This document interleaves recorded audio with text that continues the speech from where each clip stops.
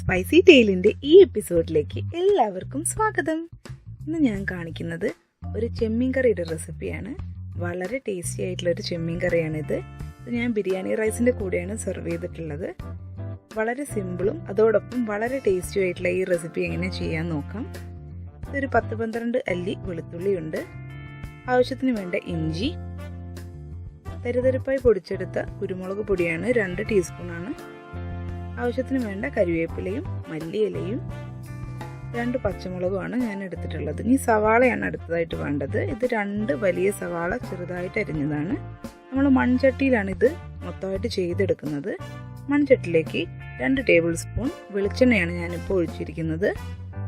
വെളിച്ചെണ്ണയൊന്ന് ചൂടായി കഴിഞ്ഞാൽ നമ്മളുടെ സവാള ആഡ് ചെയ്യാം.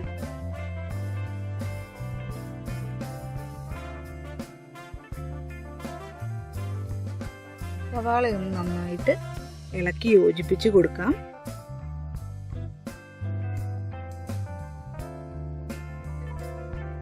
ഇത് 1/2 കിലോ ചെമ്മീനുണ്ട്. നന്നാക്കി എടുത്തപ്പോൾ കുറച്ച് ക്വാണ്ടിറ്റി കുറഞ്ഞിട്ടുണ്ട്. ഇത് തേങ്ങാപ്പാലാണ്, ആദ്യത്തെ തേങ്ങാപ്പാലാണ്, ഫസ്റ്റ് തേങ്ങാപ്പാലാണിത്. നമ്മൾ ഈ പച്ചമുളക് അരിഞ്ഞു വെച്ച് അതിലേക്ക് ആഡ് ചെയ്യാണ്.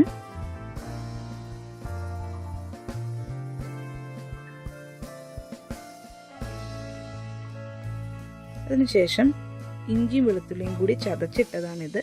അതുകൂടെ ആഡ് ചെയ്തിട്ട് നമുക്കൊന്ന് ഇളക്കി യോജിപ്പിക്കാം. 1 ടേബിൾ സ്പൂൺ ഇഞ്ചി വെളുത്തുള്ളി പേസ്റ്റാണിത്. ആവശ്യത്തിനുള്ള ഉപ്പ് ആഡ് ചെയ്തിട്ട് ഒന്നുകൂടെ ഇളക്കി യോജിപ്പിക്കാം. പിന്നെ വേണ്ടത് കരിവേപ്പിലയാണ്. മല്ലിപ്പൊടി 1.5 ടേബിൾ സ്പൂണാണ് ഞാൻ ആഡ് ചെയ്യുന്നത്.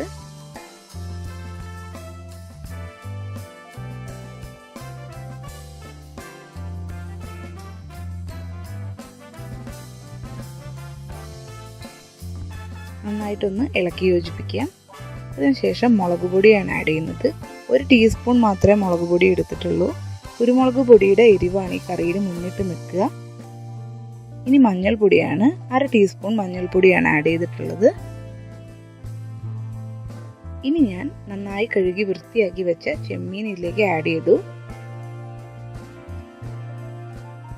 നന്നായിട്ടൊന്ന് ഇളക്കി യോജിപ്പിച്ചെടുക്കാം.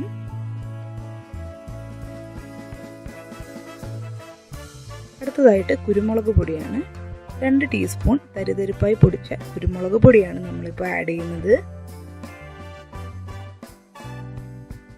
നിങ്ങൾക്ക് കൂടുതൽ സ്പൈസി ആയിട്ട് കറി വേണമെന്നുണ്ടെങ്കിൽ കൂടുതൽ കുരുമുളക് പൊടി ആഡ് ചെയ്യാം.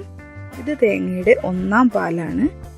1/2 മുറി തേങ്ങയുടെ 1/4 പാല് ചെറിയ ചൂടുവെള്ളത്തിൽ അടിച്ചെടുത്ത ആ പാല് അരിച്ചെടുത്തതാണിത്. നമ്മളുടെ ചെമ്മീൻ നമ്മൾ ഇതിലാണ് വേവിച്ചെടുക്കുന്നത്. നന്നായിട്ടൊന്ന് ഇളക്കി യോജിപ്പിച്ച് കൊടുക്കാം. ഇനി നമുക്കിതൊന്ന് അടച്ച് വേവിക്കാം. ചാനൽ സബ്സ്ക്രൈബ് ചെയ്യാത്ത ഫ്രണ്ട്സ് ആരെങ്കിലും കാണുന്നുണ്ടെങ്കിൽ ഒന്ന് സബ്സ്ക്രൈബ് ചെയ്ത് സപ്പോർട്ട് ചെയ്യണം.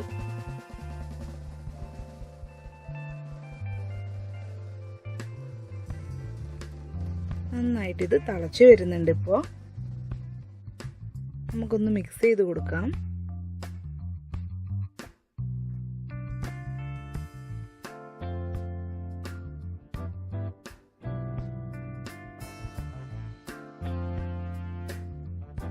അപ്പോൾ നമ്മളുടെ കറി റെഡി ആയിട്ടുണ്ട്. ഇത് പൊറോട്ട, ചപ്പാത്തി, ഇടിയപ്പം, പത്തിരി എന്തിൻ്റെ കൂടെ വേണമെങ്കിലും നല്ലൊരു കോമ്പിനേഷനായി പോകുന്ന കറിയാണ്. നമ്മൾ ബിരിയാണി റൈസിൻ്റെ കൂടെയാണ് സെർവ് ചെയ്തിട്ടുള്ളത്. വളരെ ടേസ്റ്റി ആയിട്ടുള്ള ഒരു കറിയാണിത്. എല്ലാവരും ഒന്ന് ട്രൈ ചെയ്ത് നോക്കണം. അടുത്ത എപ്പിസോഡിലൂടെ വീണ്ടും കാണാം. ബൈ.